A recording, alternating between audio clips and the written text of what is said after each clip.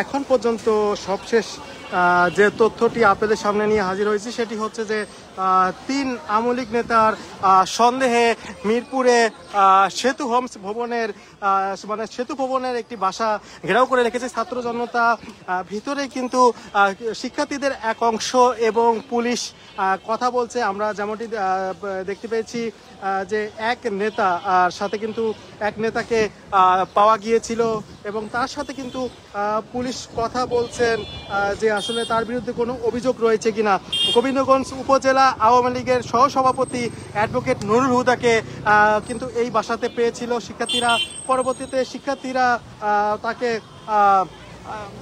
পুলিশের কাছে হস্তান্তর করলে পুলিশ তাকে জিজ্ঞাসাবাদ করছে, অর্থাৎ এই বাসাতেই তাকে জিজ্ঞাসাবাদ করা হচ্ছে যে তার নামে মূলত কোনো মামলা আছে কিনা। এবং গতকালকে রাত থেকে রংপুরের আওয়ামী লীগের সাবেক এমপি নাসিমা জামান ববি এবং তার স্বামী জেলা স্বেচ্ছাসেবক লীগ নেতা সিরাজুল ইসলাম এবং আরেক নেতা অর্থাৎ গোবিন্দগঞ্জ উপজেলা আওয়ামী লীগের সহসভাপতি অ্যাডভোকেট নুরুল হুদা এই বাসাতে অবস্থান করছেন এমন একটি গোপন তথ্যের ভিত্তিতে বৈষম্য ছাত্র জনতা অর্থাৎ এনসিপি সহ ছাত্র জনতা যারা রয়েছেন তারা এই বাসার সামনে অবস্থান করেন এবং অবস্থান করাকালে রাতের থেকে তারা পুলিশকে বারবার করে জানানোর ফলেও পুলিশ কিন্তু এই যে কর্মসূচি এখানে এই বাসার সামনে রাতেও আসেনি।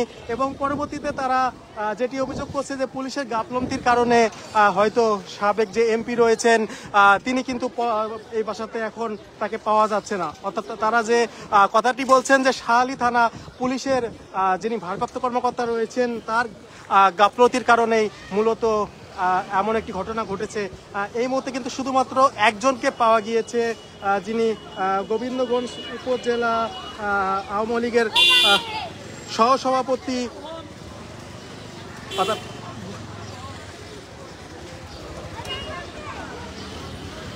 গোবিন্দগঞ্জ আওয়ামী লীগ নেতা তিনি এবং গোবিন্দগঞ্জ উপজেলা আওয়ামী লীগের সহসভাপতি অ্যাডভোকেট নুরুল হুদা তাকে কিন্তু পুলিশ পেয়েছে এবং তিনি তাকে শিক্ষার্থীরা কিন্তু নিয়ে পুলিশের যারা রয়েছে তাদের কাছে নিয়ে এসেছেন এবং পরবর্তীতে পুলিশের যারা ঊর্ধ্বতন কর্মকর্তা রয়েছেন তারা কিন্তু তাকে নিয়ে সেতু হোমসের সেতু ভবনে যে বাসাটি রয়েছেন সেই বাসার ভিতরে প্রবেশ করেছেন এবং বাসার ভিতরে প্রবেশ এখন পর্যন্ত তারা সেখানে গোপন বৈঠক করছেন।